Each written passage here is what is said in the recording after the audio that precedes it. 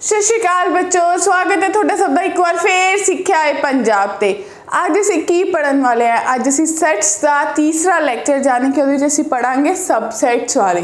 जिस तो पहला वाले दो लैक्चर से उहदे असीं क्या पढ़िया? पहले लैक्चर से असीं इंट्रोडक्शन पढ़ी, दूसरे लैक्चर दे असीं टाइप्स ऑफ सैट्स पढ़िया। अज तीजे लैक्चर की बारी है असीं पढ़ांगे सबसैट्स। जे किसी ने इस तो पहला वाली वीडियोस नहीं देखी है, इस वीडियो देखने तो पहला वो वीडियोस ने एक बार देखो, तुहानूं प्लेलिस्ट दे विच शो होणगियां। आओ शुरू करिए सबसैट्स बारे। तो सब तो पहले सबसैट्स हुंदे क्या है? सैट सबनूं क्लीयर है ना कि एक well defined collection of elements सी, well defined collection of objects सी, आइटम सी। तो उस सारे बारे हुण असीं देखांगे सबसैट ते सुपरसैट। एग्जैक्टली सबसैट की हुंदे ने, सुपरसैट की हुंदे ने, किवें ये सैट तो अलग ने या इंटर रिलेटेड ने। आओ देखिए। तो सब तो पहला माय डियर बच्चा पार्टी ध्यान नाल देखो, सबसैट की हुंदा है?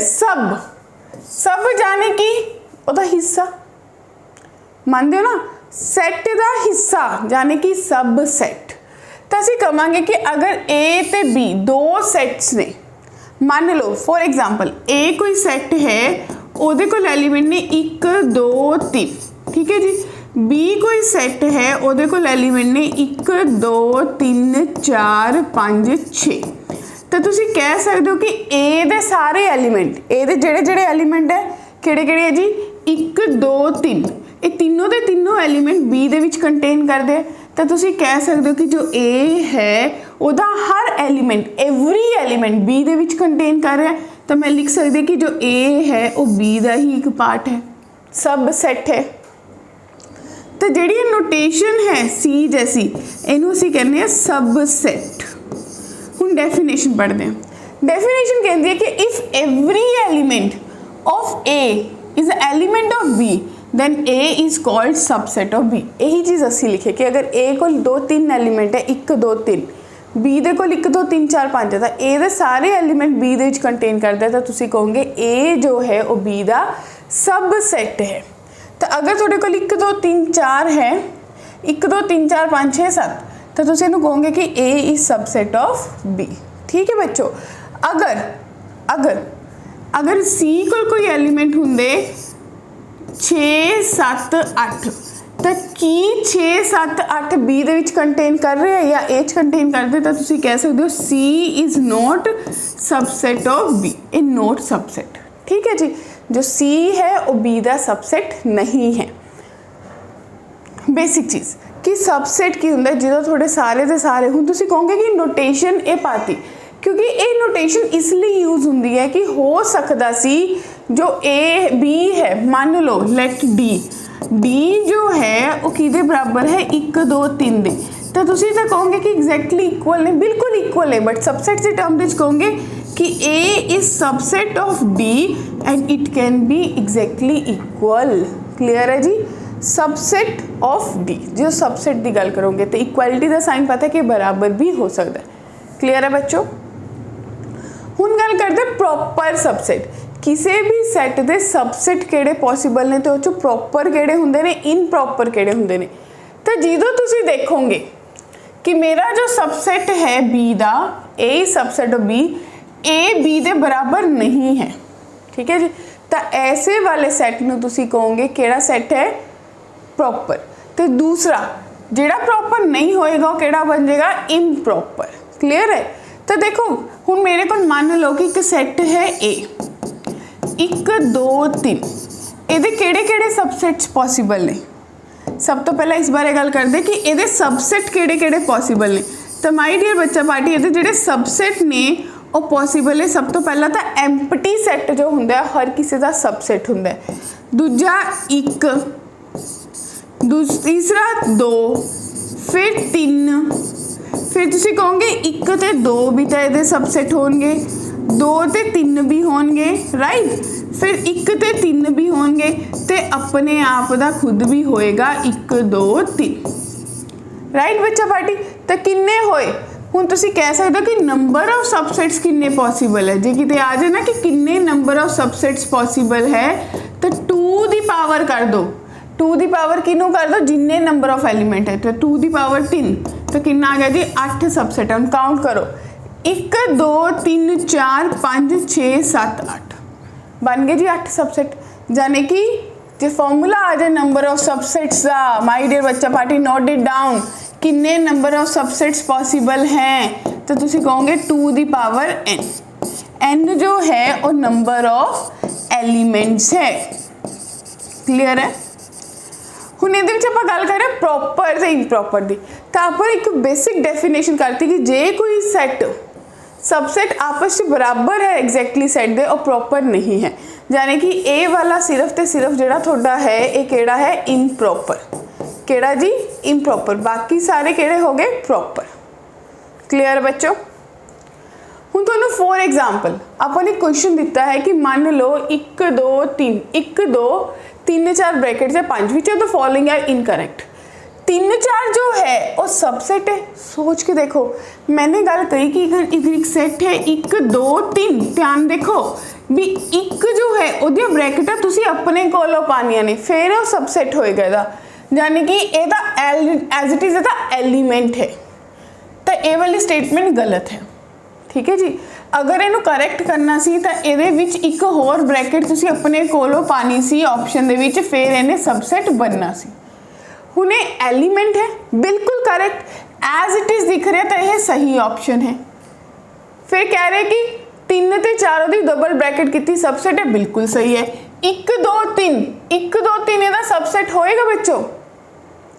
1 2 3 3 ਤਾਂ ਉਹ अंदर एलिमेंट है, यानी कि 3 ਨੂੰ बाहर नहीं असी कर सकते, तो यह साडा सबसेट नहीं है।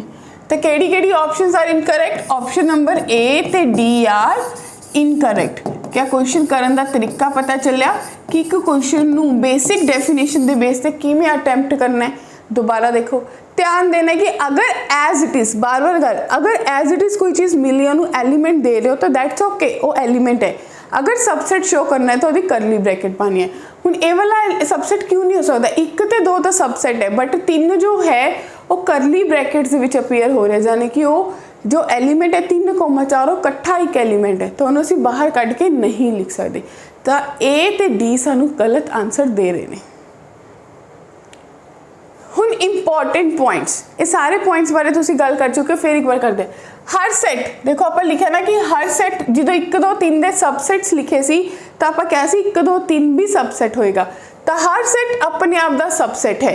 जिहड़ा हर सेट अपने आप दा सबसेट है, वो केड़ा सबसेट हुंदा है जी, याद करो, वो इम्प्रॉपर सबसेट है। राइट। मैंने फिर गल बोली एम्प्टी सेट, जो एम्प्टी सेट हुंदा है हर सेट का सबसेट हुंदा है। ए अगर बी का सबसेट है, बी ए का सबसेट है, जाने कि ए ते बी बराबर ने। Empty is a proper subset of every set accept in self. हुण देखो कि आप क्या कि एम्प्टी जो है वो एक प्रॉपर सबसेट है, आप भी डिफाइन किया। बट अगर कोई सेट ही एम्प्टी है, मान लो लेट ए जो है वो एम्प्टी है, तो ये जो सबसेट्स लिखोगे माय डियर बच्चा पार्टी, ये सबसेट्स लिखोगे तो क्या लिखोगे, एक तो एम्प्टी बनेगा, एक खुद बन जाएगा। राइट। तो तुसी कहोगे कि ये अपना एदा सबसेट प्रॉपर नहीं है। तो इस केस दे विच जिहड़ा एम्प्टी है, एम्प्टी सेट दा प्रॉपर नहीं है, बाकी सब ली प्रॉपर है, क्योंकि वो एग्जैक्टली बराबर है। क्लियर है माय डियर।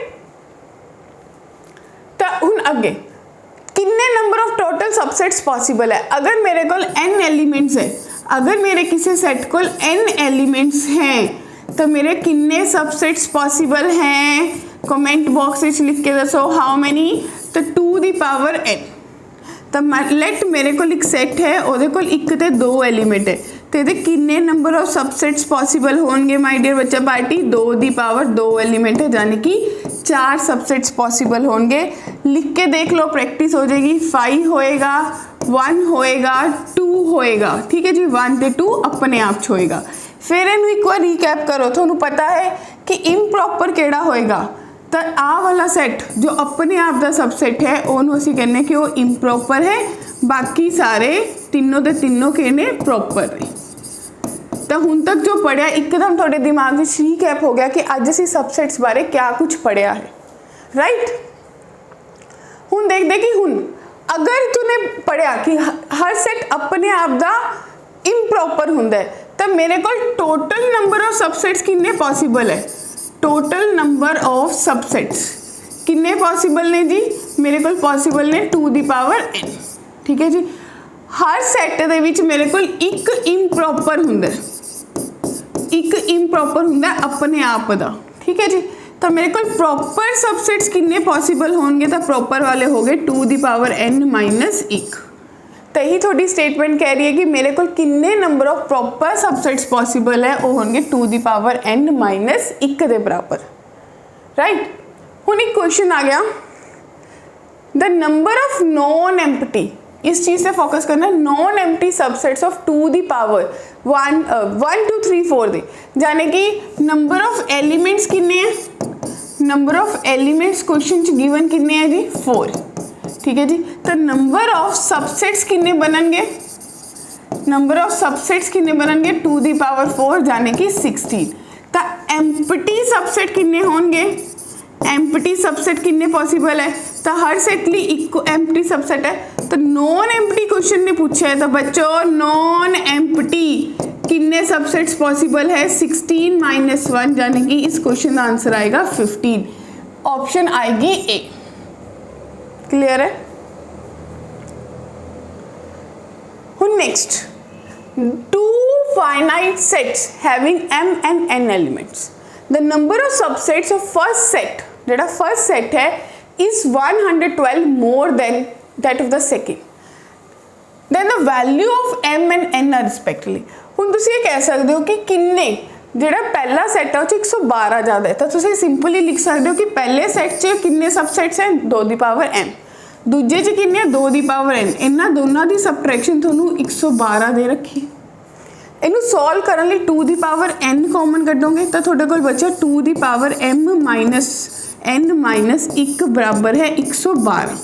तो इनू सॉल्व करने लिए तुसीं की कर सकते हो, 112 नू प्राइम फैक्टराइजेशन करो, तो तुसीं लिख सकते हो 2 5 10 2 6 12, 2 दूनी 4 2 8 16, 2 1 2 2 चौके 8, 2 7 14, यानी कि एक सिंपली क्लियरली दिख रहा है कि किदे बराबर है। हाँ जी, क्या असीं देख पा रहे हैं कि किदे बराबर है, तो तुम्हें दिख रहा है कि ये 16 गुना 7 के बराबर है। राइट बच्चों, 16 गुना 7 का मतलब तुसीं इहनूं कह सकते हो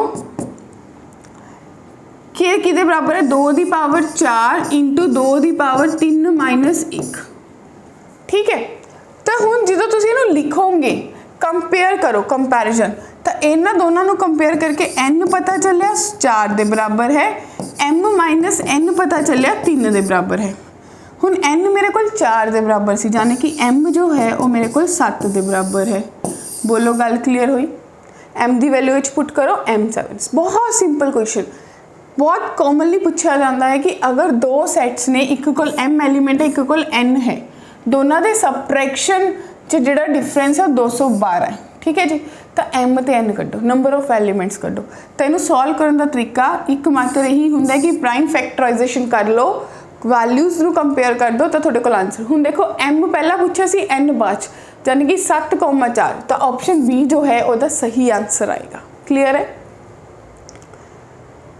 तो ये कुछ तुसी पढ़िया कि अज सबसैट्स की होंदे ने, एक बार फिर देखो, तुसी पढ़िया माय डियर बच्चा पार्टी, सबसैट की होंदे ने। सबसैट क्या होंदे ने, उहदे सब parts, right, part of a set, right. Clear. इनू डिनोट किदे नाल करदे कि ए इज सबसैट ऑफ बी। हुण तुसीं इह पढ़िया कि नंबर ऑफ एलीमेंट्स किन्ने हुंदे ने, नंबर ऑफ एलीमेंट्स किन्ने हुंदे ने, इच हुंदे ने 2 ਦੀ पावर n, n जो है नंबर ऑफ एलीमेंट्स। फिर देन तुसी जो पढ़िया, तुसी पढ़िया कि किसी भी सैट दे दो सबसैट्स प्रॉपरली पक्का है, एक तो इटसेल्फ एंड एम्प्टी। एक श्योर है कि ये दो सबसेट्स होंगे। ठीक है। तो अगली चीज पढ़ी कि इटसेल्फ सबसेट इज इनप्रॉपर। तो अज दी क्लास की थोड़ी लर्निंग सी कि तुसी अज दी क्लास दे विच सिक्ख्या है पंजाब ते की सिक्ख्या, तुसी सिक्ख्या सबसेट्स की हुंदे ने ते उन्हां बारे की कुछ चीज़ां सानू पता होनियां चाहिदियां। फिर मिलांगे अगले सैशन दे विच, उहदे विच असीं अगला टॉपिक पढ़ांगे, इहदे कुछ ऑपरेशनस पढ़ांगे, ਇਸ ਤੋਂ ਪਹਿਲਾਂ ਆਪਰੇਸ਼ਨ ਤੋਂ ਪਹਿਲਾਂ ਅਸੀਂ universal set super set power set ये बारे गल करांगे। तब तक जिन्होंने हाले तक सबसक्राइब लाइक नहीं किया है फटाफट कर दो, तेनू शेयर करो ताकि मैक्सिमम लोगों तक पहुँच पाए, मैक्सिमम लोग यूज़ कर पाए। Thank you so much.